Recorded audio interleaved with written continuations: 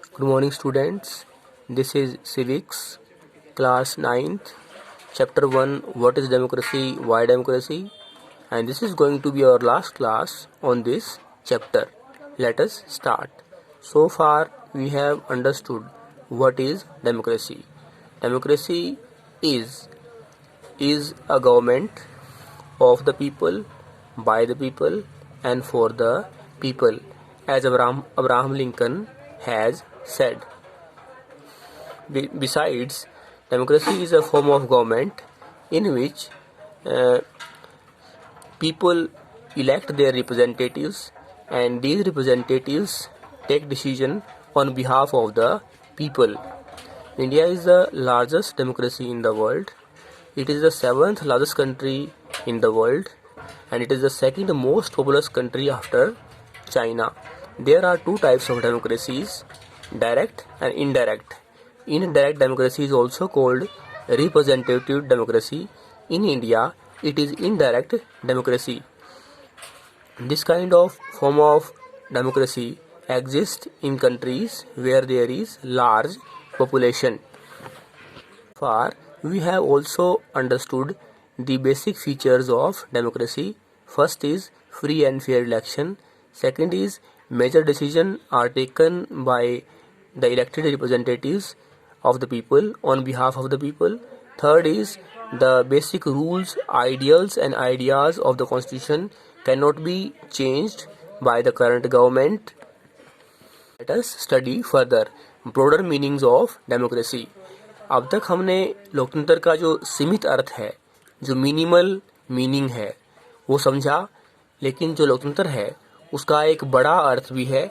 In this chapter, we have considered the meaning of democracy in a limited and descriptive sense.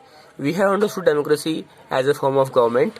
This way of defining democracy helps us to identify a clear set of minimal features that a democracy must have.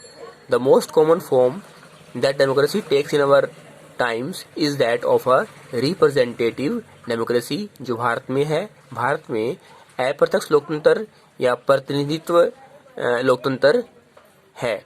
You have already read about this in the previous classes. In the countries we call democracy, all the people do not rule.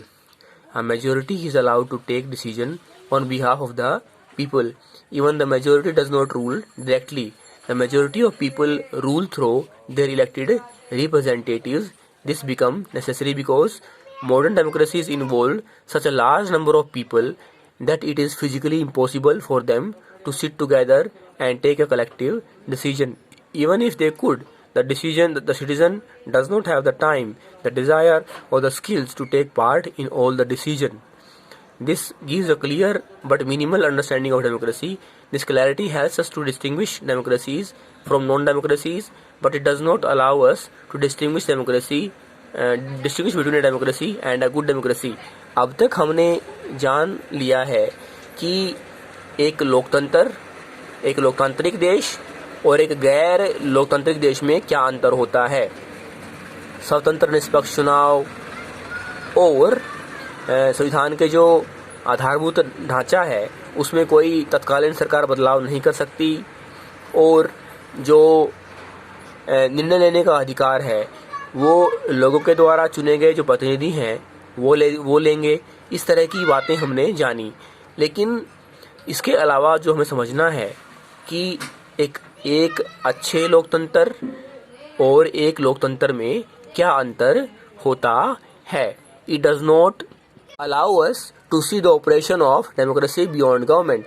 For this we need to turn to broader meaning of democracy. आओ अब हम लोकतंत्र का एक जो गहरा अर्थ है, जो बड़ा अर्थ है, वो समझें. Sometimes we use democracy for organizations other than the government. Just read these statements. We are a very democratic family. Whenever a decision has to be taken, we